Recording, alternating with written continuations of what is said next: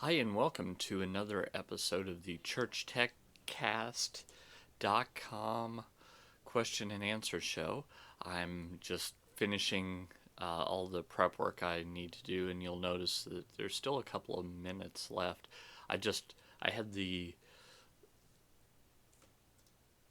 pre-show loop up, and I'm like, oh, well, it's about to get done. So instead of starting a new show, I'll just start a pre-show. So that's what I'm doing right now. And let me pop out the chat on the main site. Let me close that. Let me make the announcement. I was hoping to start clean and then I wouldn't have to trim the beginning, but I guess I do. So that's okay.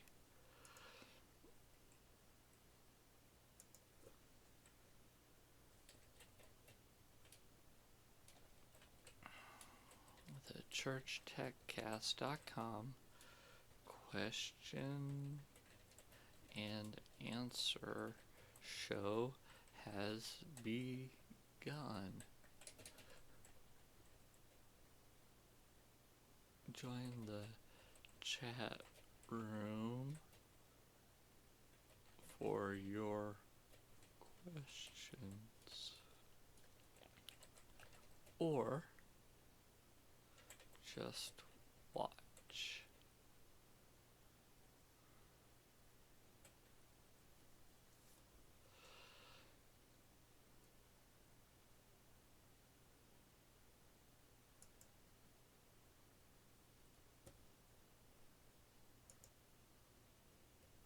Okay, now I can stick this over here.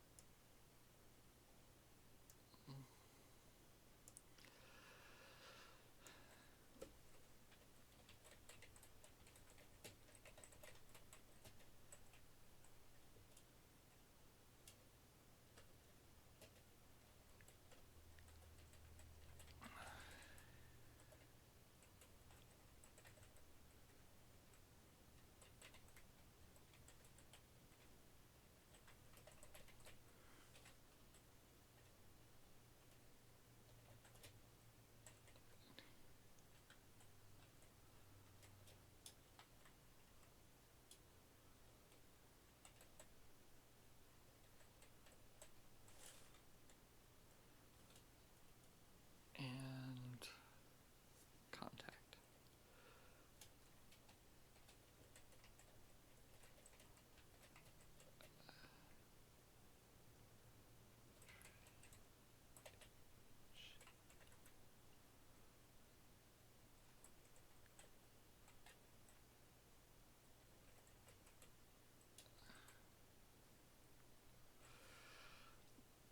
Okay.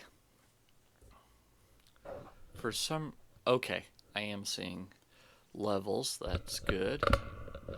There for a second I didn't. Let me adjust the mic a bit. Sorry for the noise.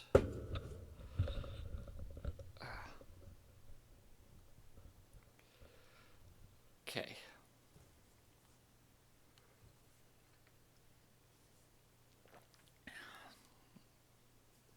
Stick my coffee right there.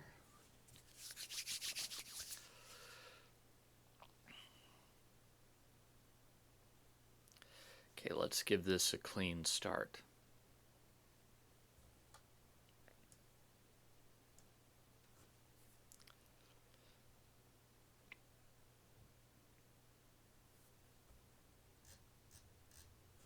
Hello and welcome to the churchtechcast.com question and answer show. Each week we answer your questions about church tech, creativity, pursuing your calling, that sort of thing. So I've got plenty of questions for this week, so let's dive right on in. Alex Navas over at the Christians in Business group on Google Plus asked, I was sent a message from Google Plus to get my custom URL, so of course I wanted it. I chose to use it since it had my name, but then found out that it was applied to my page that has no connections rather than my profile does. Does anyone have a way to request a change, or am I locked in? Okay, Alex, the truth is you're probably locked in. If you can find the right friendly Googler, it's possible that they might be able to do something. But finding the right person is going to be like a needle in a haystack. And even if you know who that is, finding their contact information might be like finding a needle in a haystack.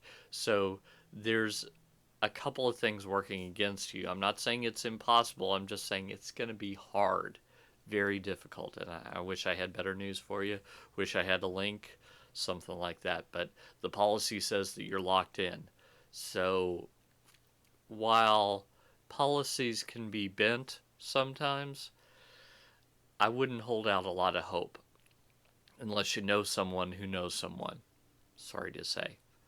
Okay, Audrey Ostoyik, I hope I pronounced that correct, says, I have a silly question about Google Plus. This actually isn't a silly question, but I'm going to continue reading it. And I hope I'm asking this in the right part of the community. But what is the difference between added you back and added you to a circle? I get notifications that people have added me back, but then I also get notifications that say so and so added you to a circle. I'm thinking that added back means I circled them and then they circled me back, and added to a circle is someone I don't have in my circles yet. I'm still trying to figure this whole Google Plus thing out, lol. Well, Audrey, you're 100% correct as I understand it. That added you back means you added them, and added you to a circle means you have not yet added them to a circle. So it could be that you go, well, I'm not going to add them to a circle. Or it could be that you go, oh, that's someone I know. I absolutely want to add them to a circle. So like Twitter, one of the strategies for getting more and more people to follow you or circle you, I guess it is, on Google Plus is just to circle a lot of people. Now, unlike Twitter, I'm not seeing any limitations of how many people that you can circle. So it's possible that you could have a very high number of people that you've circled, but you don't circle but they don't circle you back. So, and I really don't know of any tools yet that make it easy to circle a lot of people and uncircle people that haven't circled you back in, say, a week, a month, so on. So, and I'm not even sure that there's a tool that compares the two so that you can say, oh, well, they didn't circle me back. So it's a little more difficult. But keep going. I think you're on the right track. Paul Steinbruck. Oh man, I'm messing up names like crazy. I know a lot of you have worked in internet technology, web development, SEO, marketing, etc. I'm curious if you are an affiliate of a web hosting company, which one and why? Which of the following are significant factors in your choice to recommend that particular web host? Shared faith and values, quality of service and support they provide, size percentage of the affiliate payout, low prices, something else. Well, I wrote this on the Christians in Business group in response to this question because I am an affiliate for WestHost. Now, the reason isn't that they give me a good payout, although they do. The reason is when I was looking for a host, WestHost was not on my radar whatsoever, and someone recommended them to me. That's a good first step. I expressed some interest, but they were a little more pricey than I really wanted to pay. I really wanted to pay $10 or less a month. And they, for the plan that that I need with multiple domains, etc., they are in fact $13 a month, but that's billed every 3 months, so it's actually $39. When I pay it, which is once every 3 months. Just paid it this month, in fact. And I've been with them for about a year. So I've been excited about them. But when I found out about them, even though they were more pricey, they seemed very excited to have me. A lot of the other hosting companies had kind of a take it or leave it kind of attitude, and I wasn't a big fan of that. And I just felt like if I had a problem, West Host would be there to solve it in any way that they could, whereas some of these other hosting companies would say, you got the budget plan, what do you want? Now, it could be that that's not correct, but what I have seen in my experience is that they were, in fact, there to help at all times. So when I had a problem, I sent them an email and they got back to me almost immediately saying, yes, we're aware of the problem. We're working on it already. We'll let you know if there's anything you need to do, but know that we've got this in hand. And that's very comforting because what I do requires my website to be up. So since what I do requires my website to be up, it's very nice to know that the hosting company I use cares that my website is up and I'm not just getting an auto response back. Thank you for your message. We'll be happy to talk to you in the next 48 hours. Well, thank you, but my website is down now. You see how that would be a little disconcerting.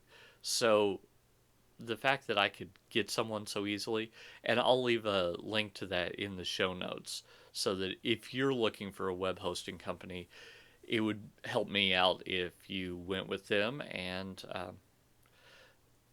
pointed to my affiliate links so that I could get a little something. It won't cost you any extra, but it'll help me. So there you go. Next, hello friends. So I am investigating going paperless for our worship team, looking at the best options for tablets. We'll need to start with 6 stands, etc. I will probably be using Music Stand by Planning Center. Was thinking I would probably get one tablet that is more powerful for the worship leader and the others simpler because they just need to run Music Stand. I know iPad seems to be the preference, but then there is the cost. Anyone have strong, informed, practical opinions on why one is better than the other? Thanks, Trey. So, I lean towards iPad, and this might not surprise you because I'm an Apple fanboy, but there are a couple of practical considerations as to why I lean towards iPad. First off, I wouldn't get anything with Surface in the name. I just wouldn't. I wouldn't get anything with Windows 8 on it of any flavor. I just wouldn't. Part of the reason why is Windows 8 tablets run ARM. Windows 8 Pro run Windows. So the ARM version, using a totally different chip, doesn't support the same software as the Windows version that runs Windows. So that's a problem because you're very easily lured into the lighter, less expensive version of Surface, and that's an issue. And I'm not totally convinced that Surface Pro is ready yet because Windows 8 is still trying to straddle the desktop and the new interface formerly called Metro, and so you have to jump back and forth. And while the new interface is great for tablets, if you want to run Office, you have to go back to the other. So what advantage do you have in trying to hit tiny little targets with your finger? It just seems like going back to the Windows CE days. And I've got a Windows CE tablet, and it was abysmal. Like, when I used an iPad for the first time, the Windows CE tablet that I used seemed like a piece of junk from the 1930s. So, I'm a little opinionated on that, I admit. the but when it comes to Android, I think the problem with Android is there are so many competing tablets, most of which are, again, junk. Especially if you're trying to save money. And here's what I want you to think. I want you to think of the fact that you're buying this for the future, you're not buying this for today. So, what I mean by that is, in a month, will you think, I should have spent just a little more? In a year, will you think, man, I really need to upgrade this? In 2 years, will you think, this is unusable? So a lot of the less expensive tablets are exactly like that. They're just, they're already out of date. And so when you buy them, you you have a problem that if it doesn't come with Jelly Bean or Kit Kat, then you don't need it. You just don't. It's gonna have all sorts of software problems as you're trying to get support, and it's just gonna be a nightmare. It's just worth the extra money. So find a Jelly Bean or Kit Kat tablet. The Nexus 7 is probably an okay option. I think that if you absolutely had to do something other than the iPad, I would go with uh, the Nexus 7. I'd also consider um, basically just look for one of the last two versions of Android on it. KitKat just came out, so it's going to be hard to find a KitKat tablet. There are some, as I understand it, but I just wouldn't go for anything that you have to upgrade to Jelly Bean, because then you've already got a problem. It needs to ship with Jelly Bean and then be upgradable to KitKat. You see the difference? Oh, it has A, B, C, D, E, F, G, H, I. It has ice cream sandwich on it. No, that's no good, because ice cream sandwich would need to be upgraded to Jelly Bean, which is on its way out as Kit Kat has just started. So that's a bit of an issue. So I think that's what I would do. That's what I would be concerned about. Um, I guess one other thing is form factor. iPads have the aspect ratio that's more like a piece of paper, whereas a lot of the other tablets are widescreen, so they feel much too long when they're in portrait mode. Kind of feeling like a piece of legal paper, which is, it just feels long to me. So that's something else to consider and something that might be worrisome. Now, you can save money by going with an iPad mini for $299. You can go with an iPad 2 for $399. But if you're going to go for an iPad mini size and you want to spend just a little bit more for the director, why not go with an iPad with Retina for $399 and iPad iPad mini with Retina for $399, and then just the regular iPad mini for everyone else, assuming that's large enough. If it's not, you could always go with the iPad Air for the larger form factor, and then go for the iPad 4, which is the previous generation. That's what it's called. Well, it's actually called the iPad, but just go with the iPad 4, find it used, and that'll save you some money as well. So those are all the options that I'd consider. Again, be careful. Remember, you're buying for the future. You're not buying for the present. So I don't think that I'd mix and match Androids with iPads, by the way. I think I'd want a consistent user interface across the board, consistent software, etc. Just thinking that that would save you some headaches.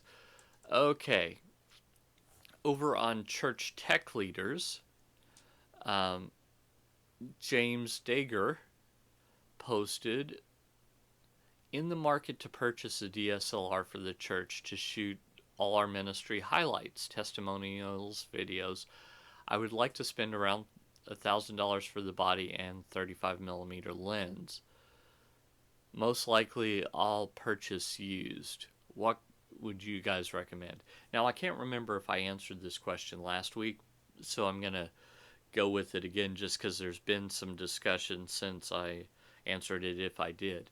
So I love my T3i. In fact, here it is, right here. Now, you'll notice that I've got a cord plugged in there. That's for the microphone. I've also got a cord plugged in here that is power. And the reason that I've got that is so that I'm not running on batteries here in the studio, where I quite frankly don't need to run on batteries. So why am I messing with my batteries?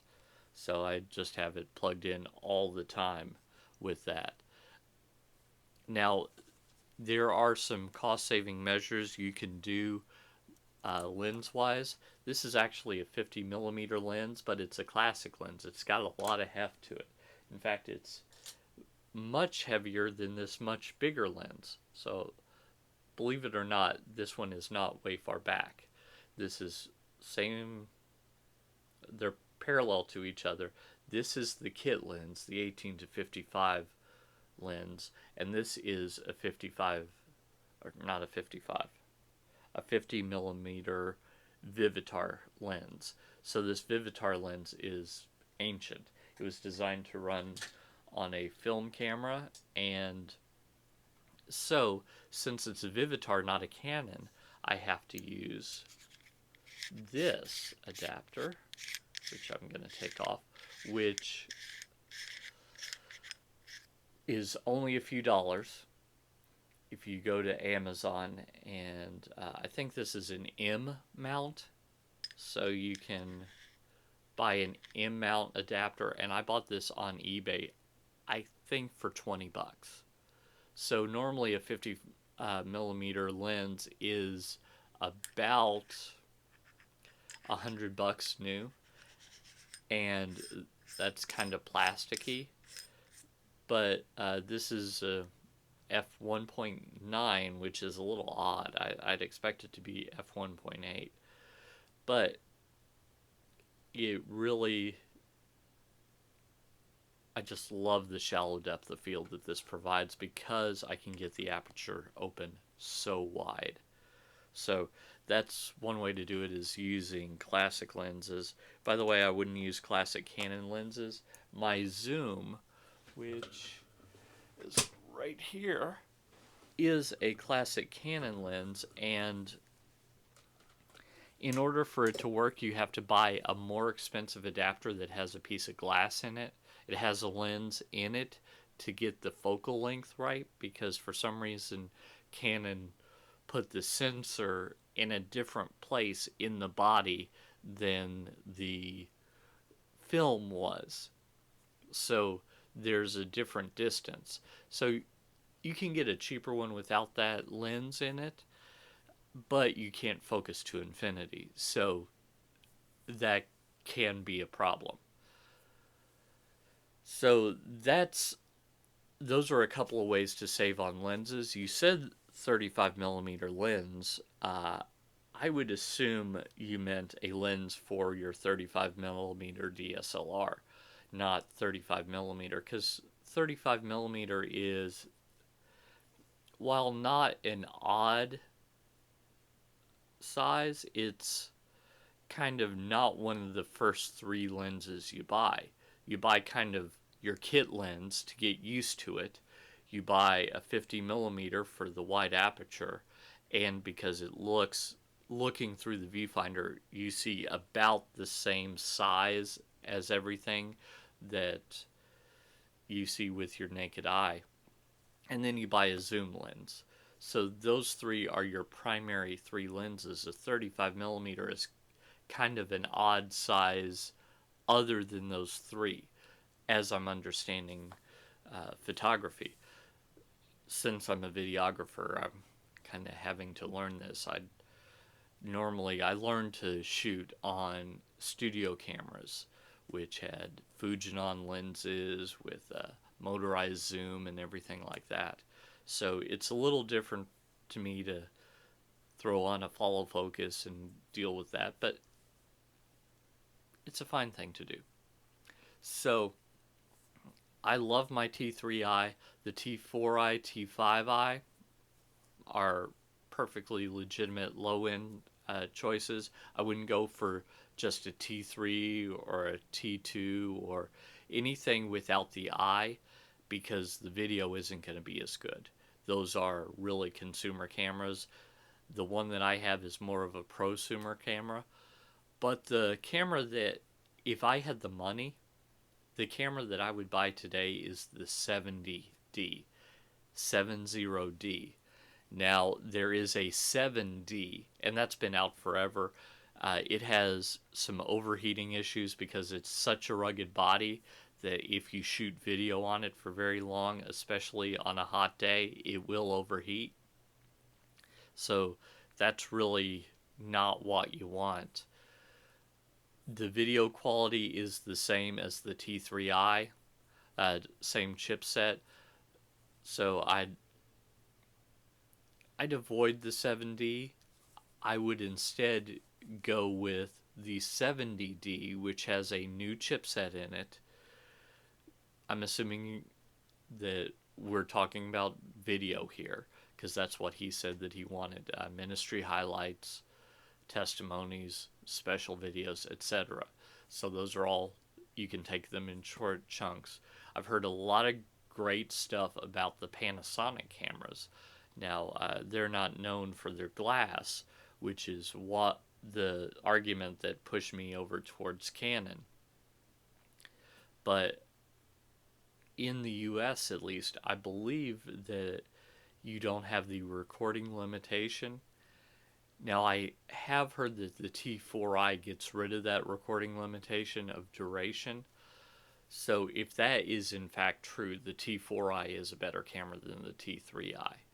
I know that there are some focusing things, but the 70D is better in that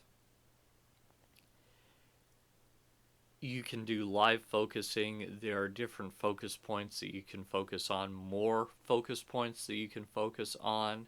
So that's helpful when it comes to focusing live while you're shooting, other than manually focusing, which is the way that I do it. Just as a videographer, I'm used to not trusting the camera's autofocus, trusting my hand and my eye to work together. So those are some considerations to consider. You should also keep in mind that the on-camera audio tends to be bad on DSLRs. Don't buy a T2i because you can't turn off the auto gain control, and that's bad. The auto gain control will, when there's a moment of silence, it will raise the gain on the audio to where it's very loud. And then as soon as someone talks, it'll lower it back down, so you hear a lot of hiss in the background. At least with the T3i, you can control the gain structure. Unfortunately, the preamps are bad, so you really need to feed it a hot signal, more like a line level signal instead of a mic level signal, to record good on camera audio. And that's what I do with the Zoom H4 is I run the line out directly into the camera. In fact, that is what this cable is right here. And this doesn't need to be a special cable. It's just a mini 1/8 inch jack. So you can do that. You can use a juice link, but a juice link is about $500. The other possibility, let's see if I have mine around here somewhere. The other possibility is you can hack this guy, which is the iRig Pre, which is designed to be a preamp for your iPhone. So it's got this guy right here, TRRS 1/8 inch mini. So I've seen people hack this so that instead of being TRRS, it's TRS. And so you can pull this out and replace it, cut off this end and replace it. Or the headphone jack basically is useless when plugged into a DSLR. So you could, in fact, theoretically rewire the headphone jack to take just a mini-to-mini cable and keep this as is and have it for both uses. That's something I need to get to and try myself. So that is just all the questions and possibilities. What I would love you to do is send me a question and interact with the show, or just make a comment. Go to trinitydigitalmedia.com/contact to contact the show, and it'll have all the information you need there. If you'd like to subscribe to the show on YouTube, which I would love, I'm trying to get to 200 subscribers before the end of the year, and it's looking tough. So go to bit.ly/PAC subscribe for Paul Allen Clifford. PAC subscribe, all lowercase, and that'll take you directly to a page where really the only button there is a subscribe button. You can trust that that's YouTube, so that'll work. And finally, I am towards the end of writing the Eternity Changers book, and if you're interested in that, you can see what I've written so far by going to trinitydigitalmedia.com/eternity-changers. That's trinitydigitalmedia.com/eternity-changers. And I will have this up on YouTube later on today, and in the show notes I'll have the link to the West Host affiliate link that will take you there, and you can get your hosting for that, and I'll get a little bit of money. So if you're looking for a host that has really good customer service and you're willing to pay just a few extra bucks to know that you're covered when it's bad, then they're the ones for you. They're not the cheapest, but so far for what I'm doing, they're the best. And it could be that you need a lower package that doesn't allow you to do multiple domains. That's fine too. And those are more in line with what the basic web hosting at any other web host is. Maybe still just a little bit more, but yeah, I think I would go for that. Hey, by the way, if you're interested at all, if you could, my pastor has a book on Amazon that's available for pre-order right now, and that is the What Life Are You Waiting For book. So if you just do a search on Amazon for Pete Heise, H-I-S-E,